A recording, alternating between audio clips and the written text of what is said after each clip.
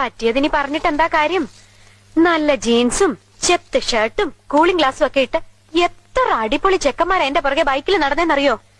എന്നിട്ട് ഞാൻ വീണതോ ദേ ഹാങ്ങറില് ഷർട്ടും തൂക്കി നടക്കുന്ന സദാനന്ദന്റെ മുന്നില്.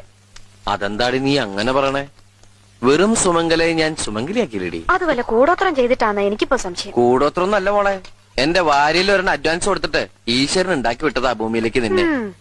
മംഗല്യപ്പൊരുത്ത് 1 2 അല്ല 9 ആ പിന്നെ ഈ ആഴ്ച നിനക്ക് നല്ലതാ, എനിക്ക് അത്ര പോരാ. വരുമാനം കൊണ്ട് ചെലവ് നടക്കും, നല്ല കാലത്ത് ഗുണം ചെയ്യും, സ്വിച്ച് ഇട്ടാ ലൈറ്റ് കത്തും എന്നൊക്കെയല്ലേ? കളിയാക്കലൊക്കെ പിന്നെ. ഇന്നേ വരുന്ന ദിവസാ, നീ പോയി ശകലം നിന്നെ പിഴച്ചു കഴിഞ്ഞാൽ എല്ലാം തീർന്നു. എന്താ ഈ പശു ഇങ്ങനെ കരയണേ?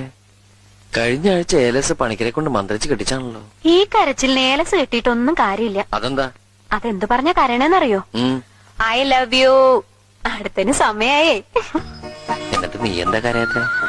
ഞാൻ കരയണൊക്കെ ഉണ്ട്, പക്ഷെ നമ്മുടെ കരച്ചില് കേൾക്കേണ്ട ആള് കട്ടില് കണ്ടാ പിന്നെ നബീസ്ത പറഞ്ഞ പോലെ ഹള്ളാ പടച്ചോനേന്ന് പറഞ്ഞ് കൂർക്കം വലിച്ച് ഒറ്റ കിടപ്പല്ലേ. എന്നാ അങ്ങനെ കിടക്കുമ്പോ ഈ പശുവിനെ പറഞ്ഞൂടെ ഉറങ്ങണ്ടെന്ന്? വേണ്ട വേണ്ട, ശകുനം മുടക്കണ്ട.